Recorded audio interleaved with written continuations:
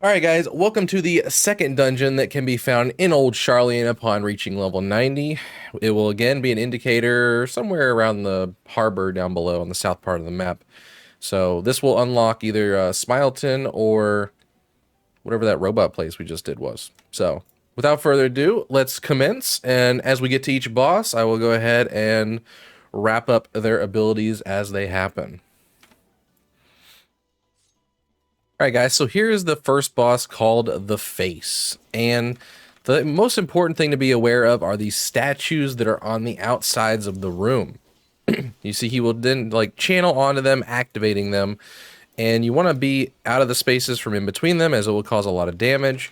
But each of these will emit a line out of them that will then turn you into a color. So since I was in the line with the blue statue, I got hit by blue.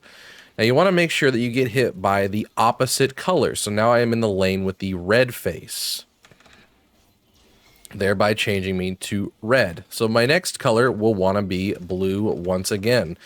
Now occasionally he'll do things like this where he will knock you back. This one just happens to be a spread mechanic, but later on in the fight he will knock you back into different colored lanes. So you want to be aware of sort of what colors he's pushing you into, and in case he moves some of the statues around. So you may want to pay attention to them. They're not always going to be red, blue, red, blue.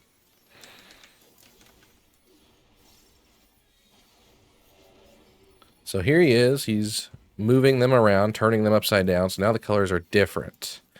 He's activating colors once again, but he's going to push me, it looks like. So I want to get pushed into this blue lane since I have red debuff. So here we go. I got pushed, and I got pushed into blue. So now I'm good.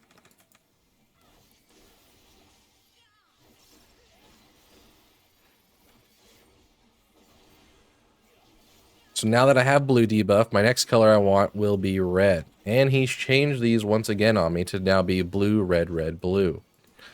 Alright, he's activating statues. We want to be spread out. But I also want to take a red color. There we go. Now that I have red, of course, I want to take blue, but I want to get knocked back. And since the front lane is blue and I can't get knocked back into it, I need to get knocked back into this back one. There we go. Tank Buster.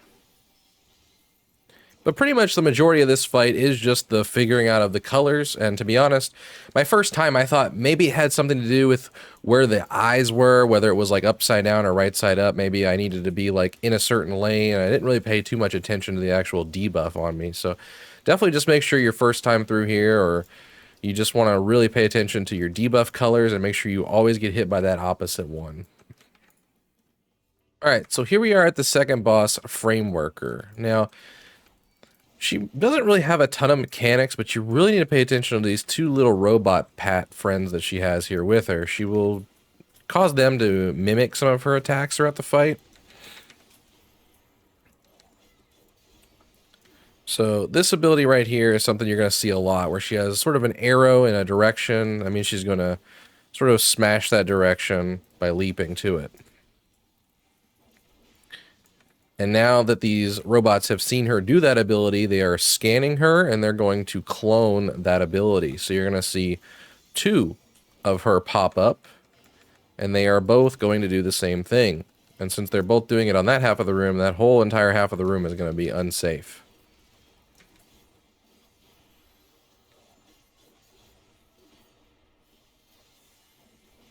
Now, it's not always going to be the same direction. They will change. Here she does like a diagonal type pattern where she'll do one and then move over, and then that side's safe. Now that robot right there is moving, which means that whenever he does her leap ability, it's going to be in that direction now, making this corner the safe corner.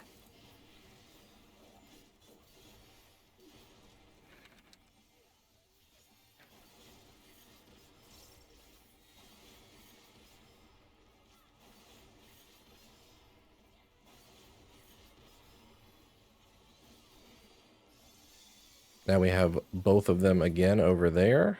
And since they're going to be smashing that half of the room total, we don't really want to be anywhere near that. And now the boss is going to smash the half that we're on. So now we have to run all the way over here and get away from that.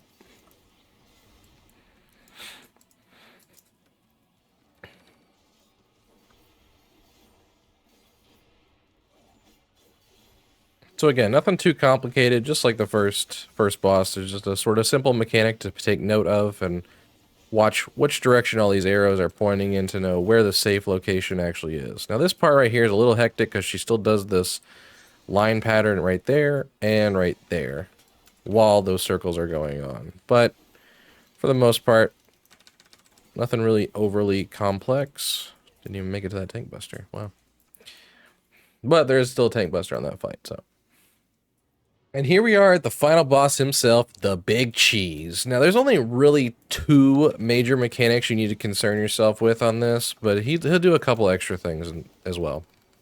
So the biggest thing you're going to want to watch are these conveyor belts right here. Those are a huge part in this fight.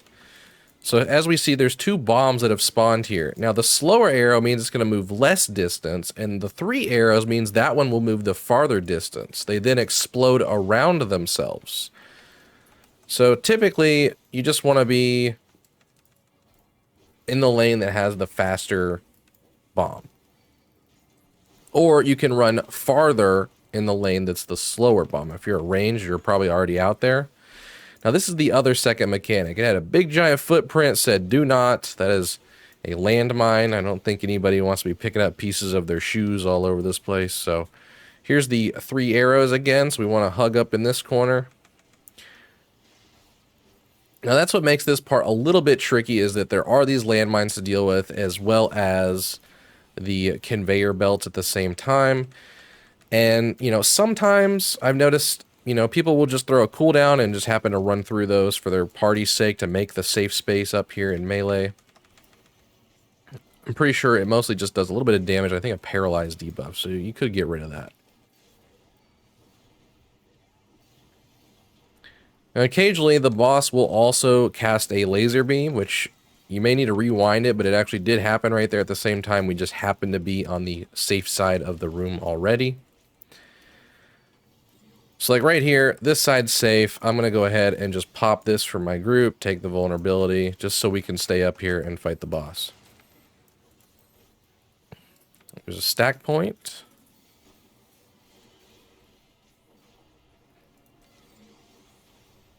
Here's the 3 arrow lane. Let's go up here. But as you can see how the safe spawns happen there. And that was his right arm, which I actually got hit by that. It happened pretty fast. Might need to rewind that part, but the boss that I was targeting had a cast bar for right beam, so his right is the side that blasted. Here is a spread mechanic. Be careful of those mines that are still available in the field. Also another reason why it's not a bad idea if a tank can survive the vulnerability or wants to. You just get more uptime for your group, and it just makes things easier in the long run. I wouldn't recommend going to super high vulnerability stacks, especially if you're going to get hit by the beams also, like I just did earlier, but once you get to higher gear levels, these really aren't too threatening of you.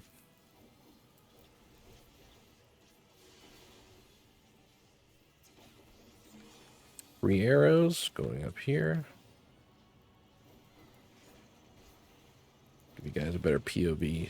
So we also did a right blast there. I don't know if you saw that giant beam there. So, it's usually a 50-50 if you don't even pay attention to the beam that you're already on the right side, So it's not a super big deal. But, if someone else in the group's already figured it out, be sure to follow them. Or if you can pay attention to everything going on there, as well as what the boss is casting, you'll easily know where the safe point is.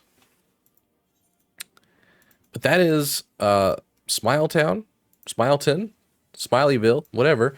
And I'll see you guys in the next dungeon.